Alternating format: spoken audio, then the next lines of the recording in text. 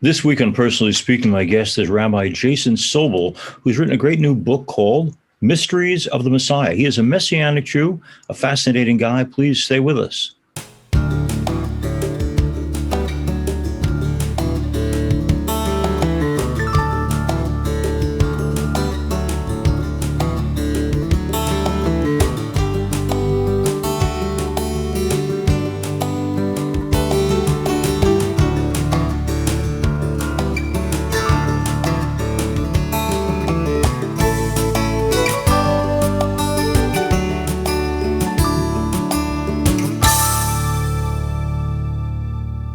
Hello and welcome to Personally Speaking. I'm your host, Msgr Lisante, and Rabbi Jason Sobel joins me now. Rabbi Sobel co-wrote the New York Times bestseller, The Rock, the Road, and the Rabbi with Kathie Lee Gifford, and his new book is called Mysteries of the Messiah. Subtitle is Unveiling Divine Connections from Genesis to Today. Rabbi Sobel is a Jewish follower of Jesus and founded Fusion Global, a ministry that focuses on bringing Jews and Christians together, highlighting the connections of both the Old and the New Testaments. Rabbi Sobel is also the spiritual advisor for The Chosen, the first ever multi-season television series based on the stories of the Gospels of Jesus. He's here with us today to talk about being a Jewish follower of Jesus and why it's important for Christians to better understand the Jewish history of our faith. Joining me now, I'm so pleased to welcome to Personally Speaking, Rabbi Jason Sobel. To begin with, to give people who are watching a show like this some background, who may not even know what it means to be Messianic Jewish, tell us what it means. Yeah, a Messianic Jew is someone who is born into a Jewish family, but has come to faith in Yeshua, Jesus, as the Messiah. Okay. So believes in Jesus, but also still embraces and expresses their faith in a way that honors their Jewish history and tradition and heritage. Okay. And when a person is raised in a Jewish family and they take an interest in the person of Jesus, I've got to believe that it can cause certain concerns. And you touched on it and talk about being found by your mom when you were a teenager reading the New Testament. So how does your family respond to this child's interest in the New Testament? Why? Yeah, I mean, at first they were very upset. My mom thought I joined a cult. She's like, go meet with the rabbi. My grandmother, who was a Holocaust survivor, disowned me for a Wow. period of time. But as they saw my faith in Jesus didn't make me less Jewish, but made me more Jewish because much of what he did, he did all these things. So it kind of brought new meaning in life to me. They began to be open to what it meant. What's the purpose of the new book? I had Kathie Lee on to talk about your book that you wrote with her, but this new one, Mysteries of the Messiah, what's your hope like in terms of what's your audience, who you're hoping to reach? What would you like the power of the book to be? Yeah, this really builds on the book that we did with Kathie Lee Gifford, The Rock, the Road, and the Rabbi. People wanted more. Part of our passion is we want to see people transformed. We want to see them find hope, but we also want to see them see the Bible in high definition. I'll never forget, I went out before the Super Bowl and bought a high definition television one year, watched the whole game. I'm like, this isn't so great. Then at the end of the game, I'm flipping through the channels and I realized I watched the whole game in standard definition because the higher channels were the high definition channels. And when I saw it in high definition, I'm like, this makes a difference. Well, we want people to see Jesus and the Bible in high definition, how the old and the new connect. Okay, now let me ask you maybe a more generic question about the role of the various religions in the world. You know, Rabbi, and I know that probably the greatest source of division, terror, hatred is people set against each other because my God is right, your God is wrong, my God is the one, yours is not. Do you have any insight into the fact that you're a man who is a bridge himself into how we're supposed to bring these various comparative religions into harmony? Yeah, I mean, I think, first of all, it's not about religion, meaning it's not about a ritual. It's not about a doctrine.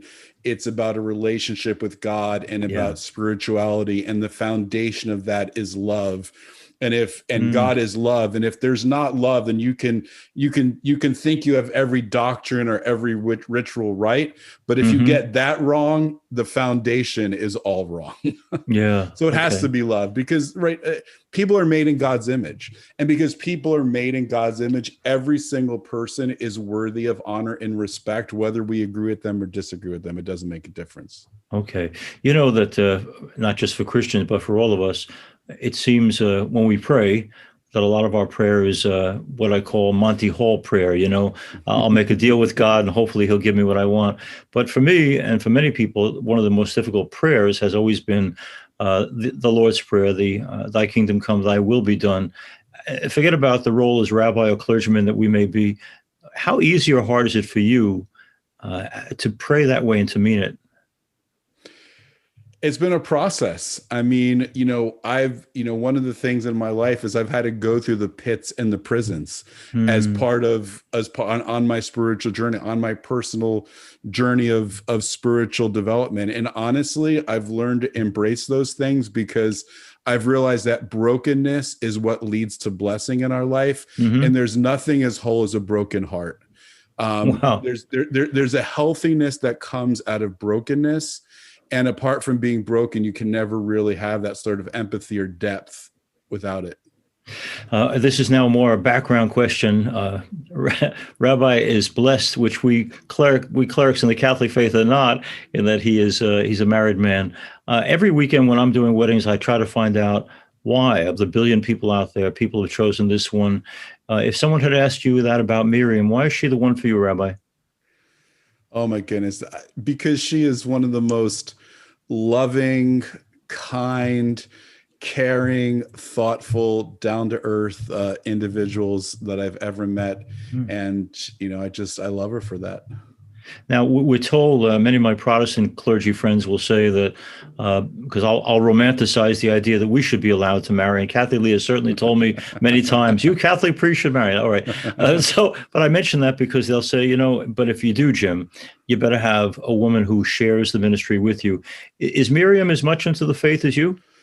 Absolutely. She, even before we were married, she was a worship leader and a well-known musician. So yeah, she's was raised in faith. So she's always been that way. Now, this is more, again, a cultural question, but on Long Island, where I live, aside from Catholics who marry Catholics, the biggest marriages we face are interfaith marriages, and specifically very often between Catholics and Jewish folks.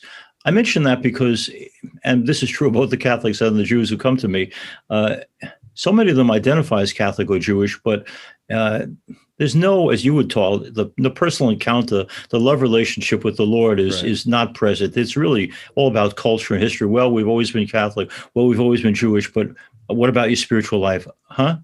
Like there's no particular response. So do you have any insight, because you work with people all the time, into how do we move our people, both Catholic and Jewish, into moving beyond religion or faith as just a cultural reality or historical reality to the personal encounter? I think we have to allow people to experience it.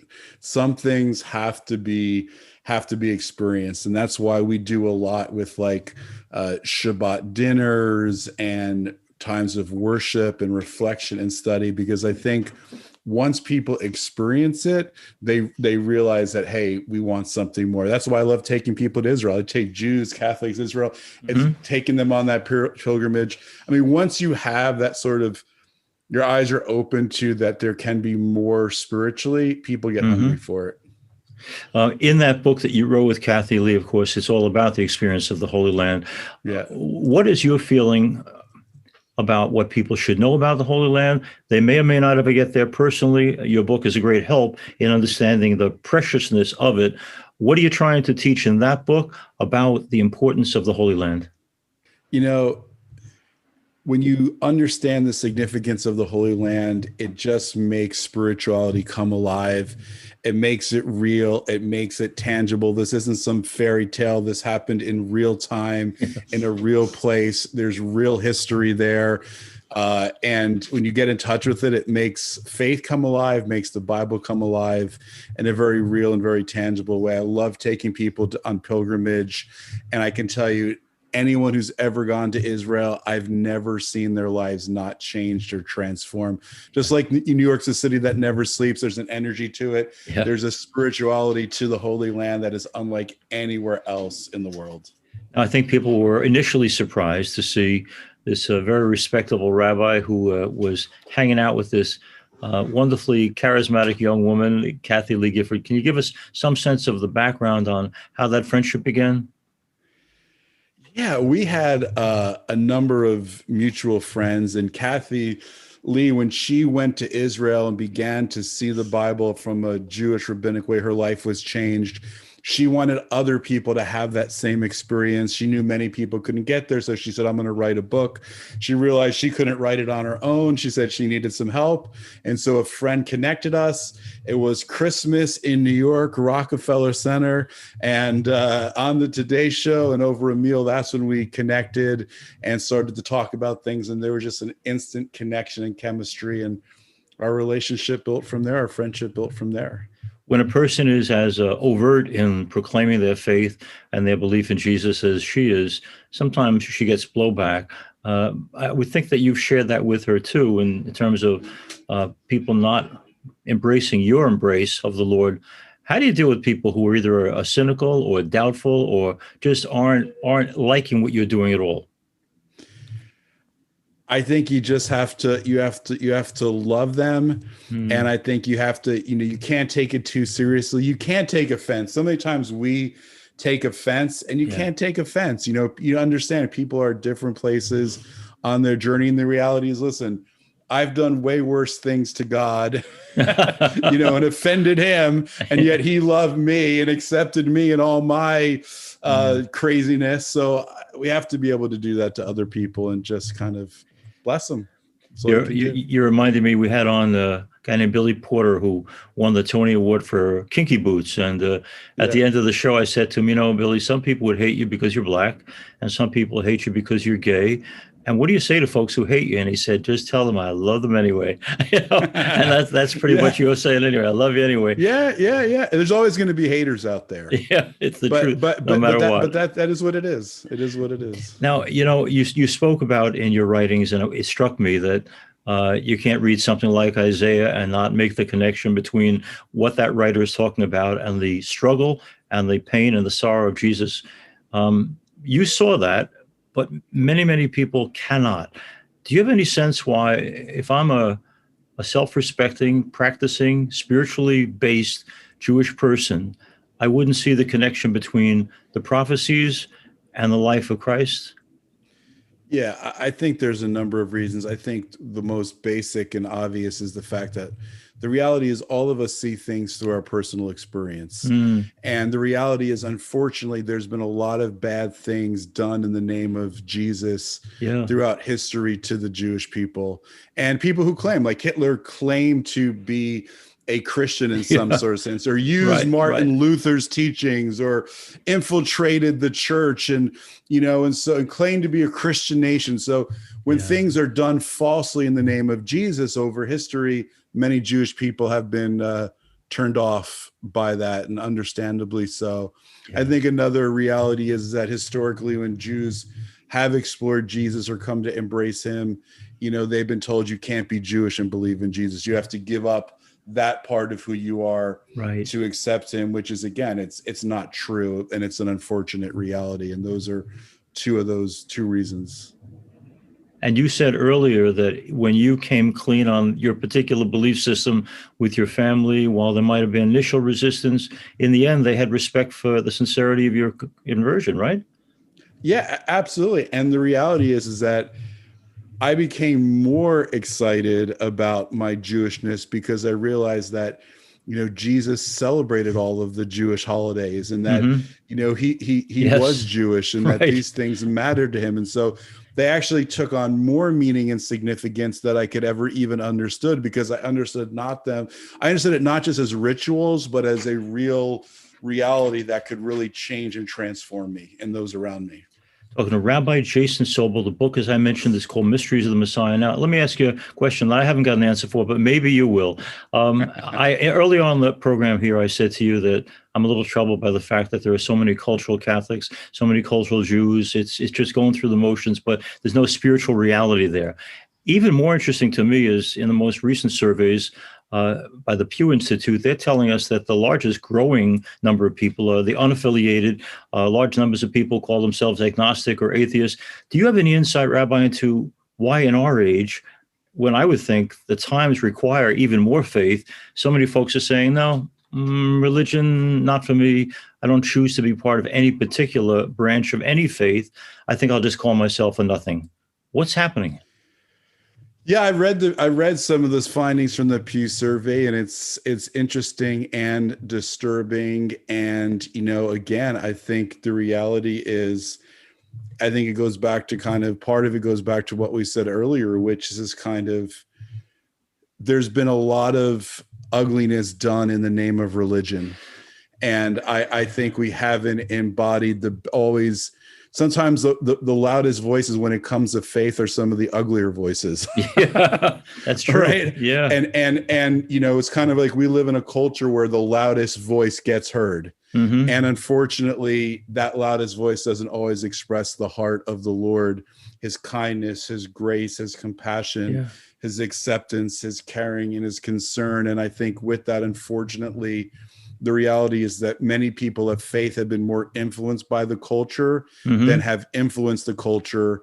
And therefore, they've bought into healthy, wealthy, and wise instead of living a sacrificial life that embodies care and concern for the world around us. Well, I'm hopeful too that those atheists and agnostics will listen to Rabbi Jason and be awakened. We had on a while back Ed Asner, the actor, and he identifies, he says, as atheistic Jew. Anyway, during the interview, I said, "You're 92. At 92, are you still an atheist?" And he said, "Well, the closer I get to the end, the more I'm hoping you people are right." Now, let me ask you, for those who don't know, Rabbi Jason has also been a spiritual advisor to this phenomena on television called The Chosen. So far, at least 90 million people have watched this program.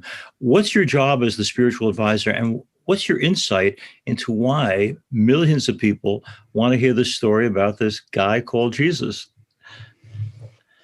Yeah, I mean, basically, I've been involved in the project since the beginning, took the writers to Israel to, again, help them understand the context of the story. So I read all the scripts for spiritual accuracy, historical accuracy, Jewish culture, all of those sorts of things.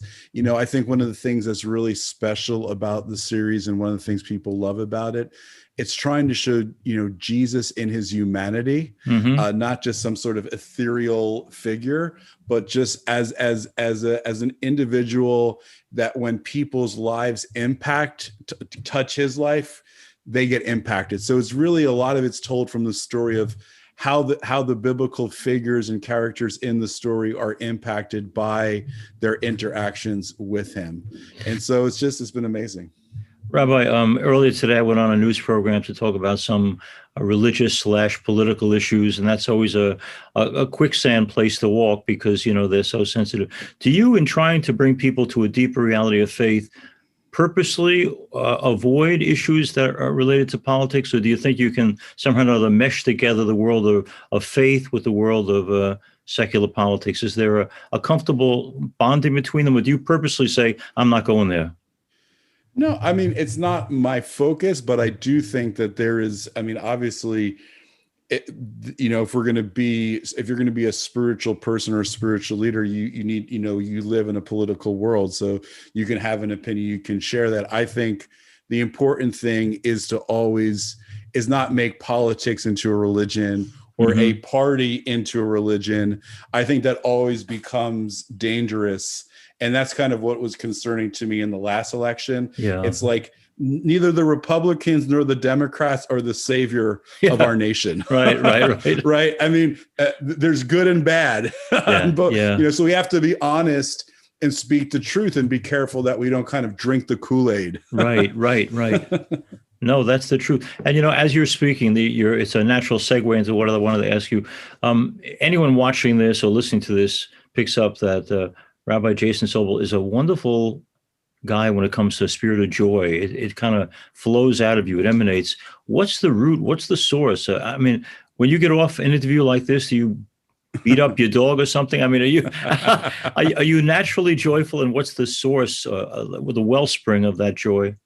Yeah, I mean, it's my faith in Jesus. I mean, just the love and the grace and the acceptance that I've experienced in my relationship with him, and also just seeing how, like, literally, like, the scriptures say God works all things out together for good. Right. And we're going to have troubles. We're going to have, in Yiddish, we say tsuris. We're going to have Mm-hmm. oys and joys in our life, right? There's going to be oy, but the reality is that when you know that God is working it all for good, that even the most challenging things, if we allow it, can actually be used to mature us, to grow us, Mm-hmm. and that in the end, we win.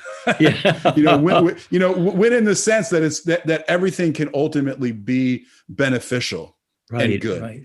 And he does, and this is the thing, he doesn't say he's going to work it all out for perfect. Right. God says he's going to work it all out for good. There's a big difference between perfect or good. Good means it's beneficial to get us to become who he wants us to be and where he wants us to go. In the remaining moments I have, for the folks who are interested in the book, how do they get it? Where do they find it? Tell us about that. Yeah, mysteriesofthemessiah.com. They can get special things. They can get the book as well as some special other gifts there, but also Amazon, anywhere books are sold, it can be picked up. Yeah. And how about finding out more about Rabbi Jason Sobel? Is there a particular website to go to find out more about your ministry? Yeah, found about our ministry, our teachings, our tours to Israel. Fusionglobal.org is the best place to connect with us. Yeah. I promise, final question, Rabbi Jason Sobel. The first interview I did 100 years ago was with the film director Frank Capra. And as you know, one of his more famous films is It's a Wonderful Life. And in It's a Wonderful Life, George Bailey thinks that life has no meaning, and he gives in for a while to discouragement.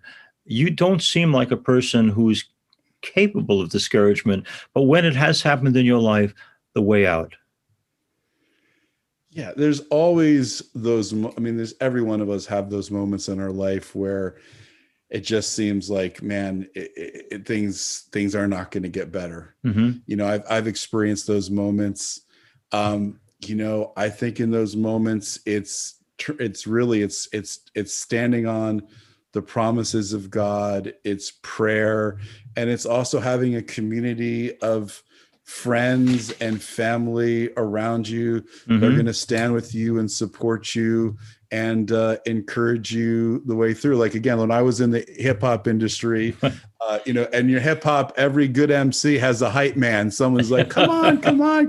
Listen, we need our hype men and women. We need the people around us that are going to cheer us on, that are going to root for us no matter what is going on in our life, and remind us that things are going to be better. I want to thank Rabbi Jason Sobel for being with us on Personally Speaking. I want to thank him for the books he writes. I'm encouraging people to get Mysteries of the Messiah, his latest book.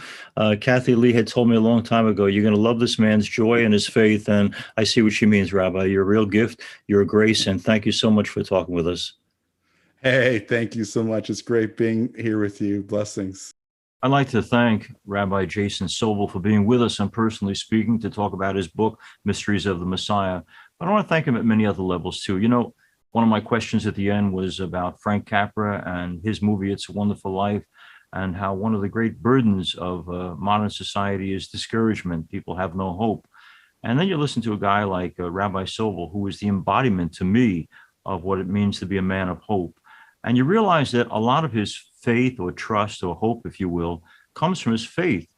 He is also, in my mind, very much a bridge. We talk all the time in very easy ways about, we are a Judeo-Christian people.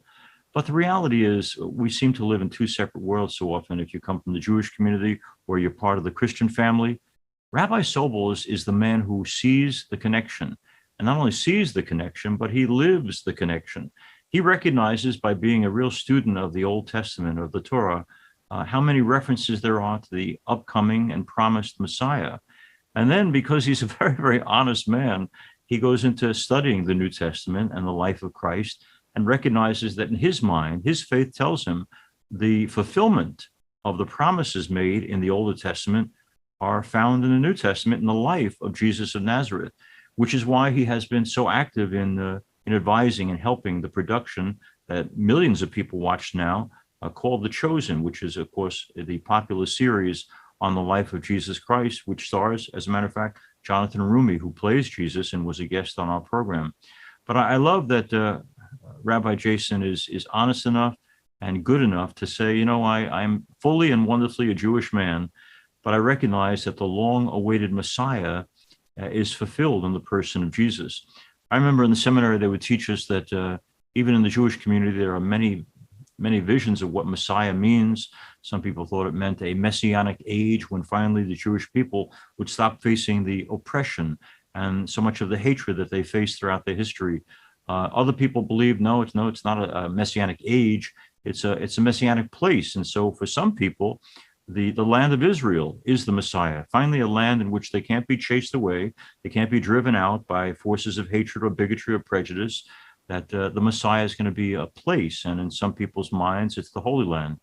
And then there are many others who believe that the Messiah is in fact a person, someone who would come and would lead the people of Israel and teach them in ways that would be filled with the wisdom of God. And we believe as Christians that person is Jesus of Nazareth.